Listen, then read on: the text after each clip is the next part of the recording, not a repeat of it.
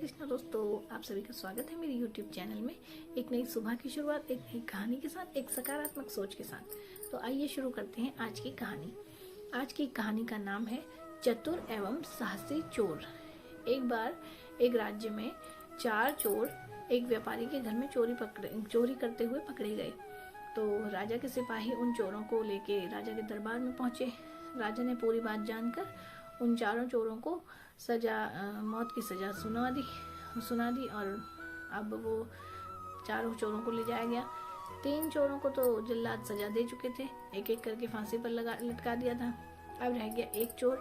तो उसने सोचा फांसी की सजा तो मेरे लिए निश्चित कर दी गई है, तो क्यों ना अपने आप को बचाने के लिए मैं कुछ उपाय करूं। तो उसने बोला, एक जल्लाद को उसने समझाते हुए बोला कि ऐसा है कि मैं एक बार राजा से मिलना चाहता हूँ, मेरे को इसके बाद फांसी पे चढ़ाना, क्योंकि मेरे अंदर एक ऐसी कला है जो किसी को नहीं पता।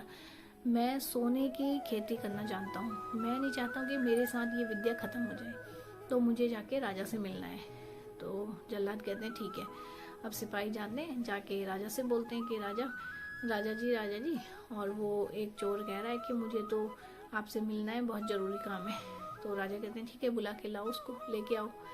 अब वो जाता है चोर और जाके राजा से कहता है कि राजा जी, मैं जो है सोने की खेती करना जानता हूँ, तो मैं नहीं चाहता कि ये विद्या मेरे साथ समाप्त हो जाए, तो मैं ये विद्या आगे बढ़ाना चाहता हूँ।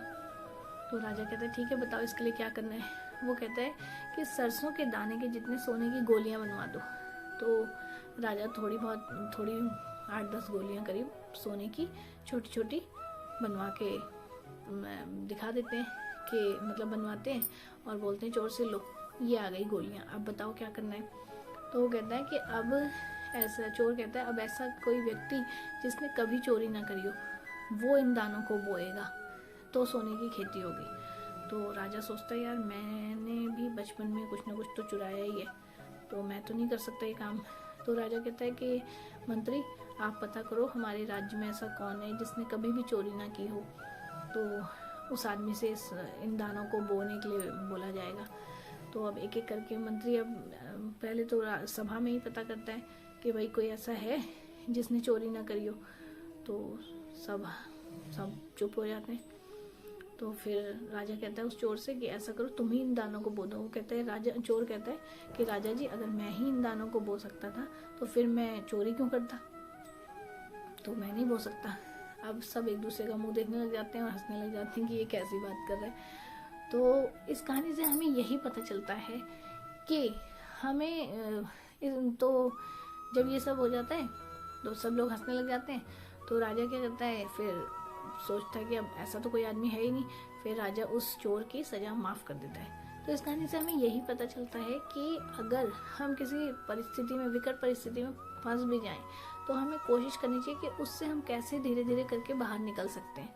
जैसे उस चोर ने अपने आप को इतनी कठिन परिस्थिति में, जबकि उसे मृत्यु दंड मिल चुका था, फिर भी अपने आप को बचाने के लिए प्रयास किया, ऐसे ही हमें भी कि कितनी भी कठिन परिस्थितियां हों उसमें से निकलने की कोशिश करनी चाहिए। और अगर हम भगवान को भी अपने साथ में लेके चलेंगे तो भगवान हमें ज़रूर उस परिस्थिति से निकलने का रास्ता बताएंगे।